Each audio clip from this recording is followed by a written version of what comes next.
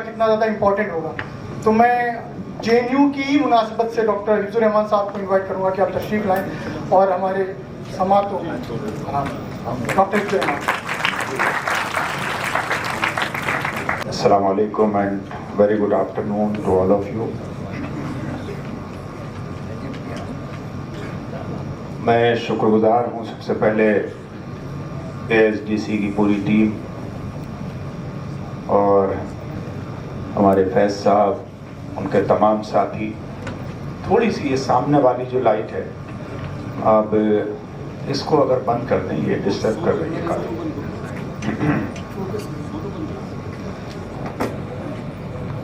University से master किया, फिर किया PhD की। बस ये फ़ायदा ज़रूर मिला कि जब जहाँ का फॉर्म भर दिया, एडमिशन लेने का सोचा, तो एडमिशन मिल जाता था। टेस्ट पास कर जाते थे, इंटरव्यू पास कर जाते थे, और फिर उसी अल्मा मैटर में हमने 4-5 साल खिदमत अंजाम दी। मीडिया में भी काम किया, जो काम मिलता गया उस काम को करते गए। इलेक्ट्रॉनिक मीडिया हो, प्रिंट मीडिया हो, उसके लिए भी ह्यूमैनिटेरियन इशूज़ पे कभी कभी लिखता।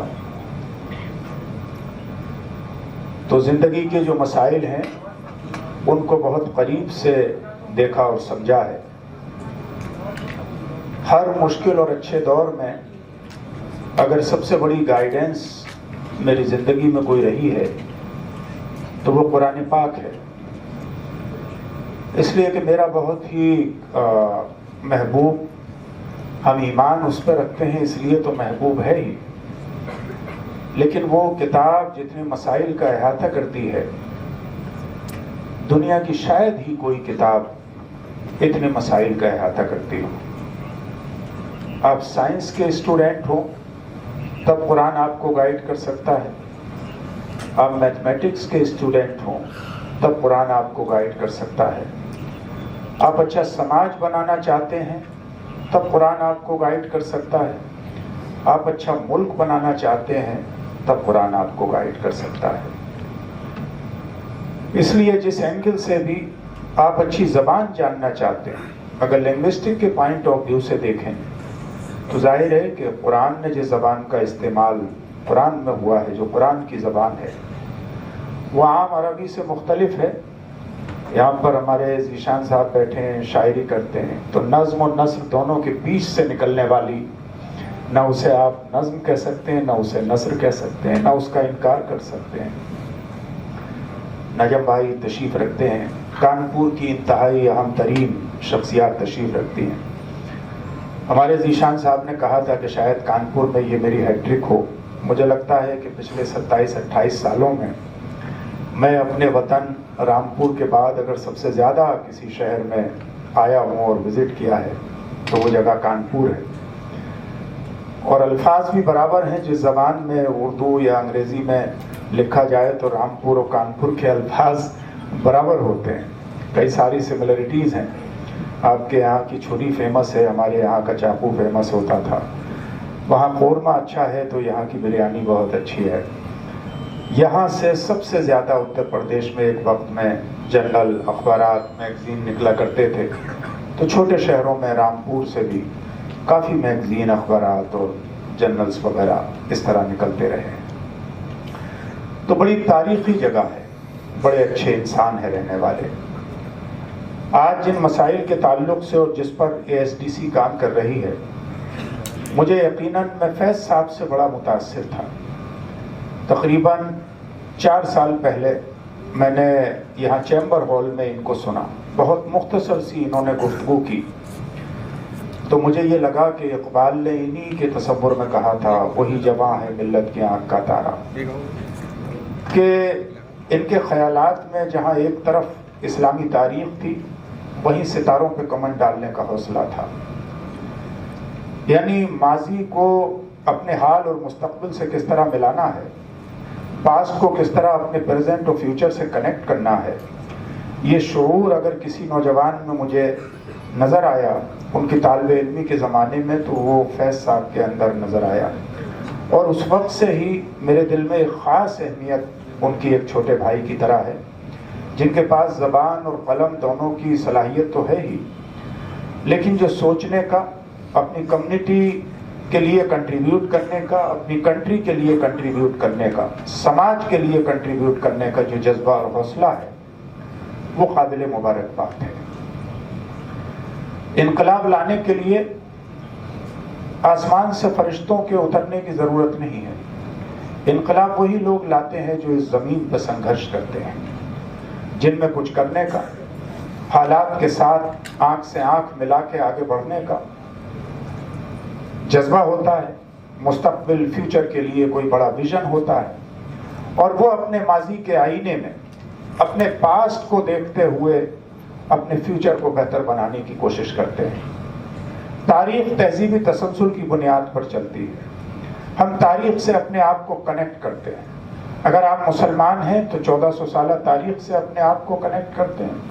اگر آپ ہیومن ہسٹری دیکھتے ہیں تو آپ ہیروڈوٹس کے زمانے سے لے کے آج تک کی تاریخ کو انالیسس کرتے ہیں، پھر اس میں اپنا ایک مقام تلاش کرتے ہیں۔ اگر آپ سائنس کے گرویدہ ہیں تو ابن رشد اور ابن حیثم اور بڑی بڑی شخصیات کا مطالعہ آپ کرتے ہیں۔ اگر آپ میتھمیٹیشین ہیں تو بڑے بڑے فادر آف الجبرا سے لے کے اور بڑے بڑے میتھمیٹیشین کے بارے میں پڑھتے ہیں اور اس میں اپنے آپ کو تلاش کرنے کی کوشش کرتے ہیں۔ جس اینگل سے بھی جو ہماری چوائس ہوتی ہے، اس چوائس کے اکارڈنگ اگر کوئی سولجر ہے تو دنیا کے جو بڑے بہادر اور سورما ہیں ان کی تاریخ اسے مہمیز کرتی ہے، اسے امپریس کرتی ہے، اسے موٹیویٹ بھی کرتی ہے۔ لہذا جس اینگل سے بھی آپ اپنی زندگی کو دیکھیں، ہمارے سامنے بہت سارے نمونے ہیں، اسلامی تاریخ میں بھی، انسانی تاریخ میں بھی، ہندوستانی تاریخ میں بھی، کیونکہ ہم اس دیش کے واسی ہیں جس کے لیے 700 سال پہلے حضرت امیر خسرو نے کہا تھا The sky itself has confirmed that on the entire land of the world the India is greatest، کہ ہندوستان پوری روئے زمین پہ سب سے بہتر ملک ہے۔ انہوں نے کئی خوبیاں اس کی بتائی تھیں کہ ہندوستان اس لیے اہم ہے کہ دنیا کا پہلا انسان حضرت آدم علیہ السلام ہندوستان میں آئے۔ انہوں نے کہا تھا کہ زیرو ہندوستان میں اسٹارٹ ہوا اس لیے اہم ہے۔ انہوں نے کہا تھا کہ یہاں کے لوگوں کا گندمی کلر ہے، برٹش کلر ہے، اور اسی دانے گندم کو کھانے کی وجہ سے آدم جنت سے باہر آئے اور دنیا وجود میں آئی، اس لیے ہندوستان اہم ہے۔ انہوں نے یہاں کے پھلوں اور پھولوں کی تعریف کی تھی۔ انہوں نے کہا تھا کہ ساری دنیا سے لوگ ایسٹرولوجی اور ایسٹرونومی سیکھنے کے لیے ہندوستان آتے ہیں، لیکن کوئی برہمن ہندوستان سے باہر تعلیم حاصل کرنے کے لیے نہیں جاتا۔ یہ ان کے وقت کی بات تھی۔ ظاہر ہے کہ نبی کریم صلی اللہ علیہ وسلم کے میثاق مدینہ میں اس بات کی گارنٹی دی گئی ہے کہ حب الوطن من الایمان، وطن کی محبت ایمان سے ہے۔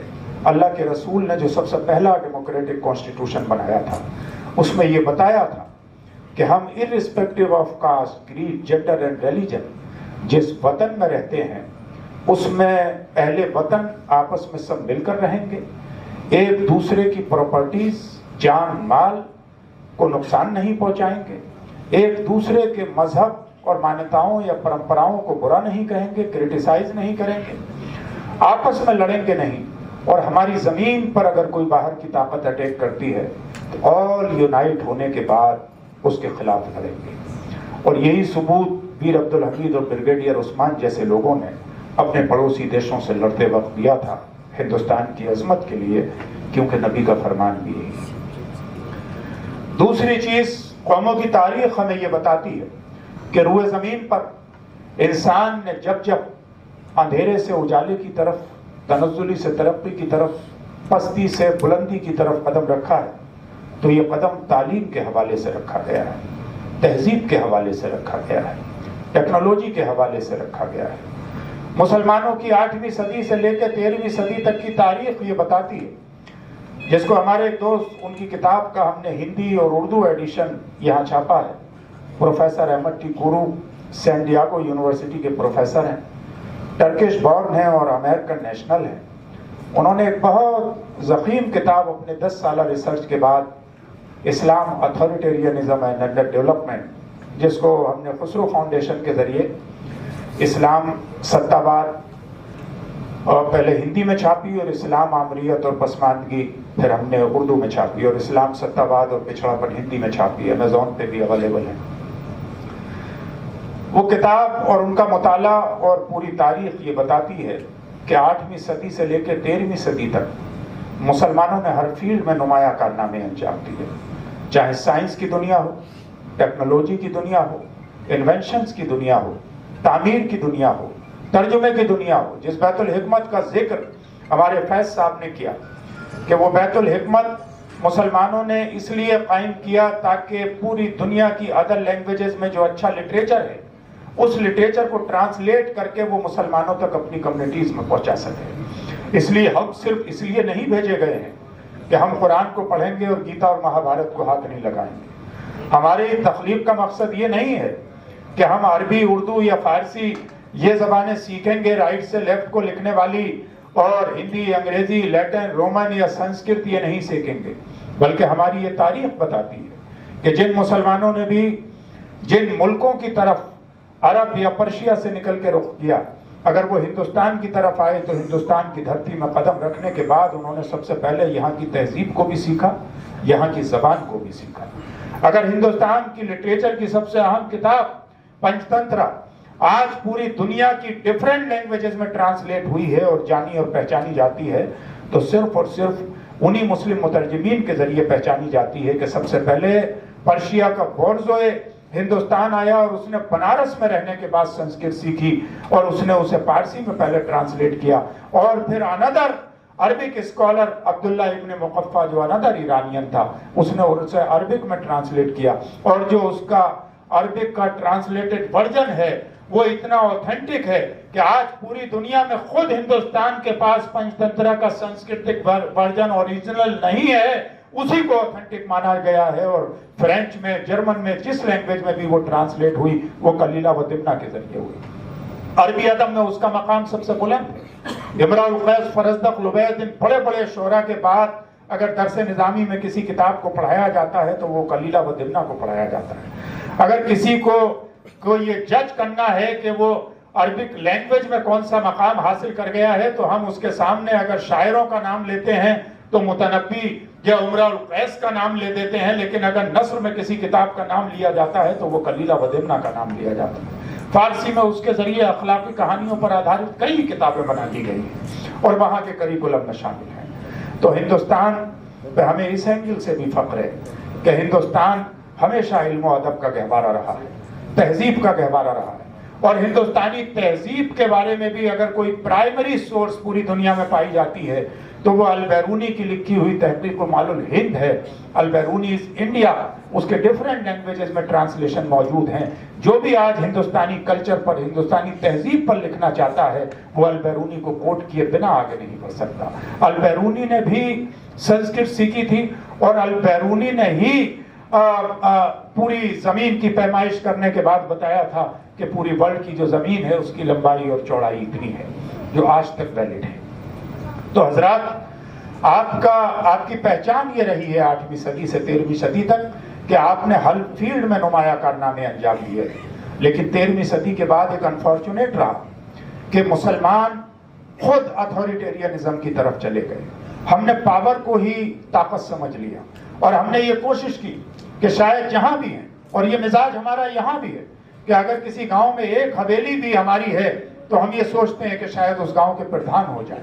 جتنا زور ہم کسی گاؤں کے پردھان ہونے پر، ایم ایل اے ہونے پر، ایم پی ہونے پر، منسٹر ہونے پر، سیاسی قائد ہونے پر، طاقت حاصل کرنے پر لگاتے ہیں، اگر اتنا زور ہم نے سائنس اور ٹیکنالوجی میں لگایا ہوتا تو ہمارے بیچ ایک اے پی جے عبد الکلام نہ ہوتے، ایک ڈاکٹر ذاکر حسین نہ ہوتے، ایک مولانا آزاد نہ ہوتے، بلکہ اس طرح کے سینکڑوں اور ہزاروں لوگ۔ اس لیے سماج انہی لوگوں کو زندہ رکھتا ہے۔ 3 کیٹیگری کے لوگ سماج میں پائے جاتے ہیں۔ ایک وہ صرف سماج سے کچھ وصول کرتے ہیں اور سماج کو اس کے مقابلے میں کچھ ریٹرن نہیں دیتے۔ دوسرے وہ لوگ ہوتے ہیں جو گیو اینڈ ٹیک کرتے ہیں، کچھ سماج سے لیتے ہیں، اس کے بدلے میں کچھ دیتے ہیں، سماج انہیں کچھ دن یاد رکھتا ہے۔ تیسرا وہ طبقہ ہے جو صرف سماج کو کنٹریبیوٹ کرتا ہے، سماج کو کچھ دیتا ہے، اس سے کچھ نہیں لیتا۔ تاریخ اسے ہمیشہ ہمیشہ یاد رکھتی ہے۔ ہمیں یہ کوشش کرنا کہ ہم اس تیسری کیٹیگری پر پہنچیں اور ہم اپنے سماج کے لیے، اپنے پریوار کے لیے، اپنی سوسائٹی کے لیے، اپنے ملک کے لیے، اپنے شہر کے لیے ایسٹ ثابت ہوں. اور مجھے یہ یقین ہے کہ ایسٹ زی سی کے بچوں کا جس طرح سے پریزنٹیشن ہم نے دیکھا ہے کہ یہ وہ کام کر رہے ہیں جو کام بڑے بڑے لوگ نہیں کر پا رہے ہیں. آج مجھے یہ کہنے میں کوئی تعامل نہیں، مذہبی اجلاس میں میرا آنا جانا بہت لمبے وقت سے، مجھے یہ کہنے میں کوئی تعامل نہیں ہے کہ آج ہم کتنے بڑے بڑے ایکسپینڈیچر صرف قوالیوں کے مقابلے پہ خرچ کر دیا کرتے ہیں، قوالی پہ خرچ کر دیا کرتے ہیں، مشاعروں پہ ہم خرچ کر دیا کرتے ہیں، مذہبی جلسوں پہ خرچ کر دیا کرتے ہیں، عرس میں زیادہ سے زیادہ دیمے پکانے پہ خرچ کر دیا کرتے ہیں، زیادہ سے زیادہ سجاوٹ کرانے پہ خرچ کر دیا کرتے ہیں. یعنی جہاں جہاں بھی ایموشنل اٹیچمنٹ ہوتا ہے، مذہب کی بات آتی ہے، ہم خرچ کر دیا کرتے ہیں. لیکن اگر کوئی اچھا اسکول بنانا چاہتا ہے، اگر کوئی اچھا ہیلتھ سینٹر بنانا چاہتا ہے، اگر کوئی اچھا اسکل ڈیولپمنٹ پہ کام کرنا چاہتا ہے، اگر کوئی آپ کے بچوں کو روزگار دینا چاہتا ہے، اگر کوئی رکشے والے اور مزدور کے بچے کو ایجوکیٹ کرنا چاہتا ہے، اگر گھر میں صفائی کرنے والی عورت کے بچے کو کوئی ایجوکیٹ کرنا چاہتا ہے اور وہ آپ کے سامنے دامن پھیلاتا ہے اور ہاتھ پھیلاتا ہے، تو آپ میں بہت کم لوگ ایسے ہوتے ہیں جو اس کی مدد کے لیے لبیک کہتے ہیں. بلکہ زیادہ تر لوگ، کیونکہ ہمارے ذہن میں یہ ڈال دیا گیا ہے کہ اگر آپ عرس کے لیے، اگر آپ دیمے بنانے کے لیے، اگر آپ لنگر کے لیے، اگر آپ عزاداری کے لیے، اگر آپ جلسے جلوس کے لیے، اگر آپ قوالی اور مشاعرے کے لیے ان کے لیے پیسہ دیں گے تو شاید یہ زبان کی بھی حفاظت ہوگی اور یہ آپ کی آخرت میں بھی کامیابی کا ذریعہ بنیں گے. لیکن اگر آپ ایجوکیٹ کرنے کے لیے، ماڈرن ایجوکیشن کے لیے، کسی کی جان بچانے کے لیے، ہیلتھ سروسز کے لیے پیسہ دیں گے تو شاید آپ کی آخرت میں کام نہیں آئے گا. یہ ایک غلط نیریٹو ہے، یہ غلط سوچ ہے. بلکہ کسی بھی ضرورت مند کے کام آنا، کام میں بہتر انسان وہ ہے جو کسی ایک انسان کو ایجوکیٹ کرے. ایجوکیشن کی امپورٹنس یہ ہے کہ قرآن میں فرمایا گیا طلب العلم فریضۃ علی کل مسلم و مسلمہ، یعنی علم سیکھنا ہر مسلمان مرد عورت پر فرض ہے. اطلب العلم ولو کان بالصین، علم حاصل کرو اگرچہ تمہیں اس کے لیے چین بھی جانا پڑے. اطلب العلم من المہدی الی اللحد، seek the education from cradle to grave, ماں کی گود سے لے کر قبر کی گود تک آپ کو تعلیم حاصل کرنا ہے. اس لیے کہ اللہ نے آپ کے بچوں کو رزق دینے کا وعدہ کیا ہے کہ لا تقتلوا اولادکم من خشیۃ املاق نحن نرزقکم وایاکم، یعنی اپنے بچوں کو رزق کی تنگی کی وجہ سے. جو لوگ شکم مادر میں بچیوں کو قتل کر دیا کرتے تھے یا بچی کی پیدائش کے بعد زندہ درگور کر دیا کرتے تھے، اس پرسپیکٹو میں یہ آیت آئی تھی کہ رزق کی تنگی اور غربت کی وجہ سے اپنے بچوں کو قتل مت کرو، ہم تم کو بھی رزق دیں گے اور ان کو بھی رزق دیں گے. لیکن تربیت کی ذمہ داری ماں باپ پر رکھی گئی ہے، اس لیے اپنے خاندانوں کو بھی مختصر کرو. جب کبھی خاندان مختصر کرنے کی بات آتی ہے، خاندان مختصر کرنے کا مطلب یہ ہرگز نہیں ہے کہ الٹرا ساؤنڈ کرا کے اور جنڈر کو چیک کرنے کے بعد بچی کا ابورشن کرا دیا جائے، یا اگر حمل قرار پا گیا ہے تب اس کا ابورشن کرا دیا جائے. بلکہ جو احتیاطیں، تدابیر اللہ کے رسول کے زمانے میں جس طرح کی تھی، اس وقت ایک حدیث عزل موجود تھی، اور آج جو احتیاطی تدابیر ہیں اس کو آپ اختیار کر سکتے ہو. اس لیے کہ رزق کی ذمہ داری اللہ کی ہے، لیکن تعلیم اور تربیت کی ذمہ داری یہ آپ کی ہے، یہ پیرنٹس کی. آپ کتنے بچوں کی تربیت کر سکتے ہیں؟ آپ کتنے بچوں کو؟ آپ دیکھیے ہمارے ہاں یہ بھی اویئرنیس کی ضرورت ہے کہ کسی کے اگر ایک کے بعد دیگرے ایک دو بیٹیاں ہو جاتی ہیں تو بیٹے کی چاہ میں وہ بچوں کی لائن لگاتا رہتا ہے. بیٹے ہونے کے بعد بیٹیوں کی چاہ میں بچوں کی لائن نہیں لگاتا، اور وہ کیا کہتا ہے، بس اللہ ہمیں دے رہا ہے. اللہ جس نفس کو وجود میں لانا ہے اس کو اللہ لا کر رہے گا. لیکن احادیث سے احتیاطی تدابیر ثابت ہیں، اور وہ جس تدابیر میں کلنگ نہ ہو ان تدابیر کو آپ اختیار کر سکتے ہیں. اسی طرح اللہ کے رسول سرور کائنات صلی اللہ علیہ وسلم کی بہت ساری سنتیں ہمارے جلسے اور جلوس اس میں بتائی جاتی ہیں، لیکن یہ بہت کم بتایا جاتا ہے کہ جب ان کی بیٹی حضرت فاطمہ آتی تھی تو وہ ان کے احترام میں کھڑے ہوتے تھے، اپنی چادر مبارک بچھا دیا کرتے تھے، اپنا سفر اپنی بیٹی سے ملاقات کر کے شروع کیا کرتے تھے، اور جب باہر سے آتے تھے تو پہلے اپنی بیٹی کے یہاں پر آتے تھے. وہ اللہ کے رسول امہات المومنین کا ہاتھ کار رسالت کے باوجود گھر کے کاموں میں ہاتھ بٹایا کرتے تھے، یعنی جھاڑو بھی لگایا کرتے تھے، برتن بھی دھلا کرتے تھے، اور کھانا بنانے میں ان کی مدد بھی کیا کرتے تھے. الحمدللہ اس سنت کا عمل کم سے کم سنڈے میں نے کرنے کا عہد کیا ہوا ہے. میں کرتا ہوں so I am a good cook also, کہ میری بیٹی کو میرے ہاتھ کے بھی کچھ کھانے پسند ہے، لیکن زیادہ تر میں قوم کے بیچ سنڈے یا سیٹرڈے میں ہوتا ہوں تو کبھی جب بھی کچھ مہینوں میں ایسا وقت آتا ہے تو میں پریفر کرتا ہوں کہ کم سے کم میں سنڈے کو کھانا بناؤں. جو اخلاق صاحب نے کہا کہ وہ ہر انسان کو آنا چاہیے. جو جنڈر میں ڈفرینس ہے یہ نہیں کرنا چاہیے, اس لیے کہ ہمارے یہاں اسلام میں تو یہ ڈفرینشیشن نہیں تھا, لیکن ہم نے خود بخود اس کو کر لیا ہے. ہم نے اس کو بنا دیا ہے کہ تم یہ کام کرو گے, یہ کام نہیں کرو گے. لڑکی ہے تو وہ آرمی میں یا پولیس میں نہیں جا سکتی, لڑکا ہے تو وہ سولجر بن سکتا ہے, وہ اسپورٹ میں جا سکتا ہے. یہ ہمارے بنائے ہوئے طریقے, اس لیے اسے ہمیں بدلنا ہوگا. ASDC جیسے ادارے مجھے لگتا ہے کہ یہ ہر شہر کی ضرورت ہے, اس لیے کہ آج اگر ترقی کرنا ہے تو آپ کو اپنے آپ کو اسکل سے اپڈیٹ کرنا ہوگا اور اس ڈیمانڈ کے ساتھ کرنا ہوگا جو آج کی ڈیمانڈ ہے. اگر آپ ٹیکنالوجی کی دنیا میں ہیں اور AI سے ناواقف ہیں تو آپ بہت لمبے زمانے تک سسٹین نہیں کر سکتے. اگر آپ سرجری کی دنیا میں ہیں اور روبوٹک سرجری سے ناواقف ہیں تو آپ بہت لمبے زمانے تک سسٹین نہیں کر سکتے. اگر آپ اچھے فزیشین ہیں اور آپ نیوٹریشنز اور کسی کو اچھے گائیڈ نہیں کر سکتے ہیں تو آپ سسٹین نہیں کر سکتے.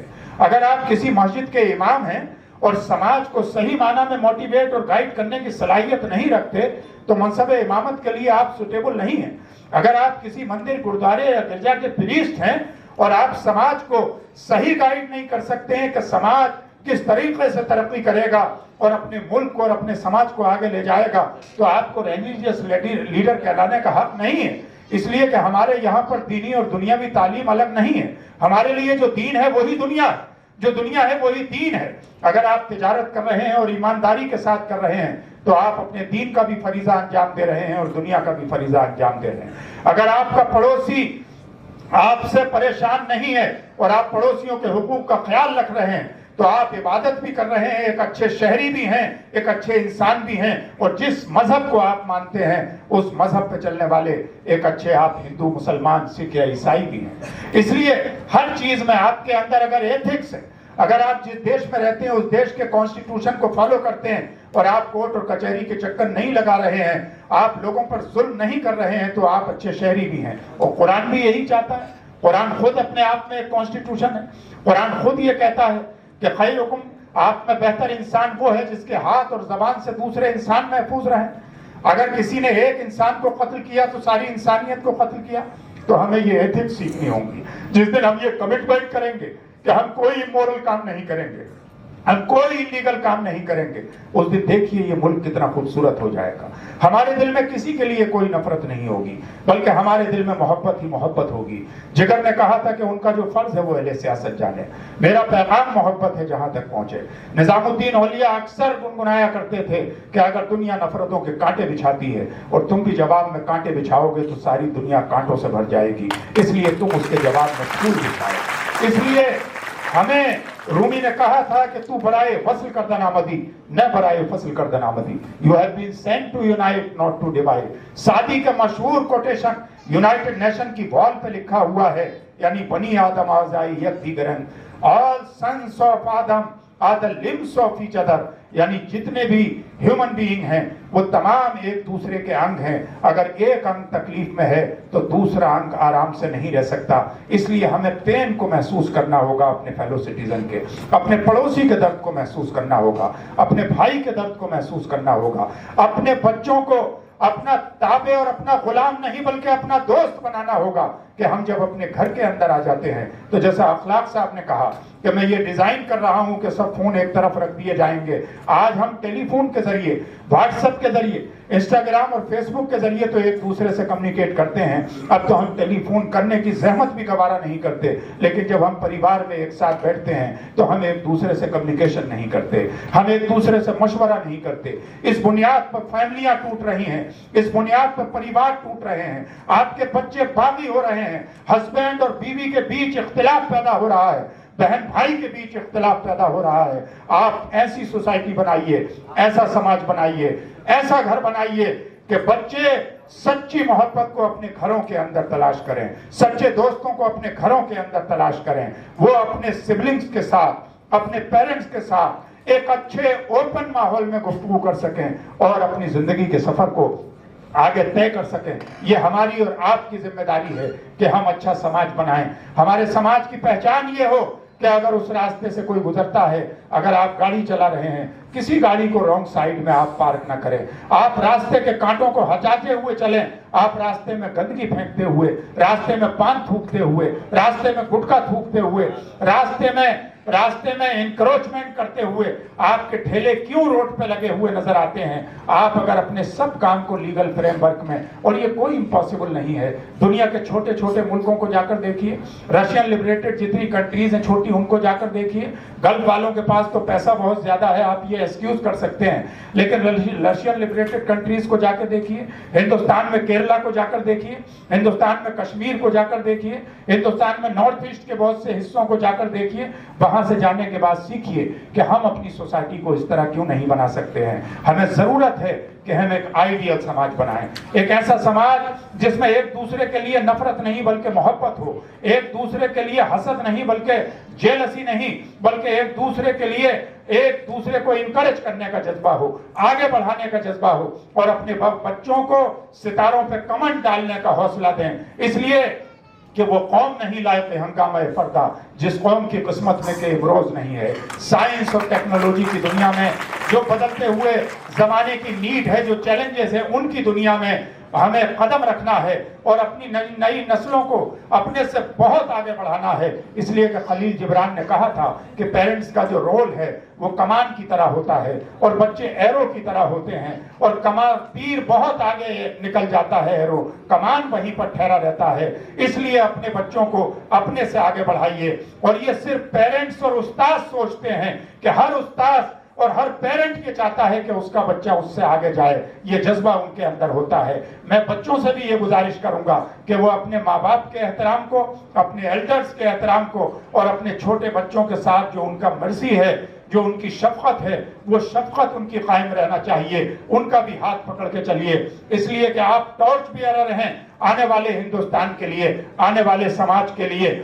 इसलिए आपको ये काम करना है और हमें एक ऐसा समाज बनाना है, एक आइडियल समाज बनाना है, ताकि हमारे मोहल्ले से, हमारी गली से, हमारे इलाके से, मुझे ये यकीन है कि जब 5 साल बाद ये इजलास करेंगे, अभी इनकी ये 2nd एनिवर्सरी है, जिस वक्त ASDC 5 साल मुकम्मल करेगा, यकीनन ये हजारों हजार बच्चों को रोजगार दे चुके होंगे। मुझे इस बात की खुशी है और मैं इनको मुबारकबाद देना चाहता हूं कि इन्होंने घर में सफाई करने वाली औरत की बच्ची को हुनर सिखाने के बाद इस लायक बनाया है कि आज वो 20-30 हजार रुपए महीना अपने परिवार के लिए कमा सकती है। इन्होंने मजदूर और गरीब लोगों के बच्चों को इस लायक बनाया है कि वो आगे बढ़ा सकते हैं। यकीन मानिए, आपको जो अज्र दूसरे मजहबी कामों में पैसा खर्च करने में मिलता है, वही अज्र ASDC के सपोर्ट करने में मिलेगा। इन हजरात को और ऐसे नौजवानों को अपने अंदर पैदा करिए, जीशान साहब जैसे नौजवानों को, फैज साहब जैसे नौजवानों को, शादाब साहब जैसे नौजवानों को। यही नौजवान आने वाले वक्त में अपने समाज और अपने मुल्क के लिए आंखों के तारे साबित होंगे, यही तब्दीली लाएंगे, यही नया इनकलाब लाएंगे, और वो इनकलाब रोजगार का इनकलाब होगा, टेक्नोलॉजी का इनकलाब होगा, तालीम का इनकलाब होगा, तहजीब का इनकलाब होगा, इंसानियत का इनकलाब होगा, तरक्की का इनकलाब होगा। इसलिए अब हमें हर फ्रंट पर अपने बच्चों को ज्यादा से ज्यादा एजुकेट करना है। साउथ इंडिया का मॉडल आपके सामने है कि साउथ इंडिया के लोग +2 के बाद ज्यादातर अपने बच्चों को टेक्नोलॉजी से जोड़ते हैं। आज यूरोप, अमेरिका, कनाडा, ऑस्ट्रेलिया में ज्यादातर टेक्निकल फील्ड में स्किल से जुड़े हुए शोबों में काम करने वाले जो लोग हैं, वो साउथ इंडिया के लोग आपको मिलेंगे। मैं यहाँ पर अपने दोस्त हबीब साहब की मिसाल जरूर देना चाहूंगा। जावेद हबीब के आपने जगह जगह सैलून देखे होंगे। अक्सर लोग स्टेटस सिंबल मानते हैं जब जावेद हबीब साहब के साथ। जावेद हबीब साहब ने एमफिल जवाहरलाल नेहरू यूनिवर्सिटी से फ्रेंच में किया। हमारे वो बहुत सीनियर हैं, लेकिन मेरा ताल्लुक उनके वालिद साहब से बहुत स्ट्रॉन्ग है। He is to old but he is very much poetry lover, बहुत ही काइंड, बहुत ही अच्छे ह्यूमन बीइंग। उन्होंने कहा कि मैंने प्रेसिडेंट हाउस में आंख खोली, उनके वालिद माउंटबेटन के बाल काटा करते थे, पंडित जवाहरलाल नेहरू के बाल काटा करते थे। उन्होंने कहा कि मुझे माउंटबेटन यूरोप ले गए, वहां पर एडमिशन करा दिया, मैंने वहां तालीम हासिल की, कुछ दिन फ्रांस में तालीम हासिल की। तालीम हासिल करने के बाद بولے میں آیا تو میں نے کہا کہ یہ بال کاٹنا جس کو ہم ایک بہت ہی چھوٹا سا پیشہ سمجھتے ہیں، یہ تو ایک ہنر ہے، یہ تو ایک آرٹ ہے، اسے کیوں نہ آگے بڑھایا جائے۔ ان کے بارے میں وہ اسٹوریز بھی ہیں کہ جب انہوں نے 13 سال کی عمر میں پہلی بار پنڈت جواہر لال نہرو کے بال کاٹے تھے، اور ان کی یہ خواہش تھی کہ وہ پنڈت جواہر لال نہرو کے بال کاٹیں، تو ایک دن بال کے لیے جب ان کا فون آیا تو انہوں نے اپنے والد سے کہا کہ آپ ایکسکیوز کر دیجئے کہ آج میری طبیعت خراب ہے، میں اپنے بیٹے کو بھیجوں گا۔ انہوں نے ایسا ہی کیا۔ ان کے والد نے کہا کہ بھئی آپ صحیح بال کاٹ لو گے؟ ارے بولے مچھلی کے بچے کو تیرنا نہیں سکھایا جاتا۔ وہ گئے اور انہوں نے وہ واقعہ بیان کیا کہ جب کان کے پاس میری سیزر آئی تو پنڈت جی اتنے شالین تھے کہ انہوں نے اپنے کان کو اس طرح سے دبا لیا تاکہ میں آسانی سے بال کاٹ سکوں۔ آج ان کے بیٹے نے جواہر لال نہرو یونیورسٹی سے ایم فل کیا اور اس نے پوری فرینچائزی، پورا بزنس ماڈل ڈیولپ کیا۔ آج لوگ ان کے یہاں کے ہزاروں ٹرینر ہیں، لاکھوں کی تعداد میں، کہ ان کے یہاں پر ٹریننگ لیتے ہیں، یہاں سے لے کے فرانس، جرمنی، لندن، امریکہ۔ کون سا دنیا کا بڑا شہر ہے جس میں جاوید حبیب کا سیلون نہیں ہے اور مارکیٹ سے 10 گنا نہیں بلکہ 100 گنا زیادہ ان کے ریٹ ہیں، لیکن اس کے باوجود لوگ ان کے سیلون میں جاتے ہیں۔ انہوں نے اس کام کو شروع کیا۔ شہناز حسین ایک خاتون اٹھی اور اس نے فیس کی بیوٹی کے لیے آیورویدک آئٹم بنانا شروع کیے، اس نے اس میں مقام پیدا کیا۔ تو کوئی ہنر چھوٹا نہیں ہوتا، چاہے وہ راجگیری کا ہنر ہو، چاہے وہ بال کاٹنے کا ہنر ہو، چاہے وہ کپڑا سینے کا ہنر ہو، چاہے وہ چائے بنانے کا ہنر ہو، چاہے وہ ڈرائیونگ کا ہنر ہو۔ جس جگہ پہ بھی انسان ایکسیلنس حاصل کر لیتا ہے، لوگ اس کی مثال دیتے ہیں۔ اگر کوئی اچھا ڈرائیور ہے تو لوگوں کا وہ پریفرنس ہوتا ہے، اگر کوئی اچھا کوک اور شیف ہے تو بڑے بڑے لوگ اس کو اپنے یہاں پر بلانا چاہتے ہیں، اگر کوئی اچھا درزی ہے تو بڑے بڑے لوگ اس کی خدمت میں، اور ویٹنگ ٹائم بھی اس کی لمبی ہوتی ہے، اس کے یہاں پر کپڑا سلوانے کے لیے جاتے ہیں۔ اگر کوئی اچھا باربر ہے تو لوگ اس کے یہاں پر بال کٹانے کے لیے جاتے ہیں۔ اگر کوئی اچھا شہر میں چائے والا ہے تو اس کی چائے کی دکان پورے شہر کا مرکز اور سینٹر بن جاتی ہے۔ اس لیے جو کام بھی کریں، اگر سب سے اچھا نہیں کر سکتے ہیں تو سب سے منفرد کرنے کی ضرور کوشش کریں۔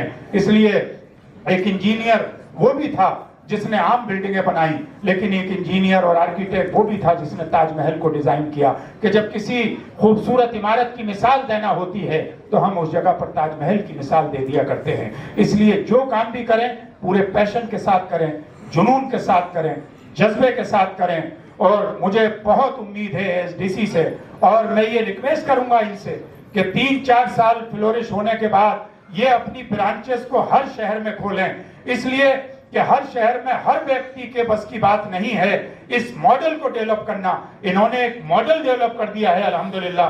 جب یہ اپنی برانچز کھولیں گے تو ان کے پاس آلریڈی کنٹینٹ موجود ہوگا، آئیڈیا موجود ہوگا، ویژن موجود ہوگا، ماڈل موجود ہوگا، اخلاق صاحب جیسے کیریئر گرو موجود ہوں گے، اور ان کا تجربہ موجود ہوگا۔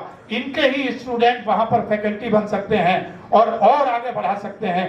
اس طرح کے ماڈلز کو ہر جگہ ضرورت ہے۔ اسے کسی بھی مذہب، جنڈر یا کسی بھی بائسنس، ذات، برادری کی آنکھ سے نہ دیکھا جائے، بلکہ یہ ہر ہندوستانی کی ضرورت ہے، ہندوستان کی ضرورت ہے، انسانیت کی ضرورت ہے۔ ان نئی نسلوں کو آگے بڑھانے کے لیے ہم سب کی ضرورت ہے کہ ہم اپنے بچوں کو بہتر ایٹیکیٹ کے ساتھ، بہتر ایتھکس کے ساتھ، بہتر ماڈرنٹی کے ساتھ ان کے اندر ایک ایسا نیا ریولوشن پیدا کریں اور انہیں صاحب روزگار بنائیں جو وہ خود کفیل ہوں۔ لڑکیاں بھی اگر خود کفیل ہوں گی تو ان کے لیے لڑکے خریدنے نہیں پڑیں گے، بھاری ڈوری نہیں دینی پڑے، اور اگر ان کی زندگی میں کوئی انفارچونیٹ ہوتا ہے، ان کا ہسبینڈ گزر جاتا ہے، تو وہ بھکاری بن کے روڈ پہ نہیں آئیں گی بلکہ عزت کے ساتھ اپنے بچوں کی تربیت کر سکتی ہیں۔ اس لیے اپنی بیٹیوں کو ایکول لائف دیجیے بیٹوں کے ساتھ، بیٹیوں کو پراپرٹی میں جو ان کا شیئر ہے اس کو ایشور کیجیے، اپنی بیویوں کی عزت کیجیے جس طریقے سے رسول کریم نے کی ہے، اپنی بیٹیوں کی عزت کیجیے۔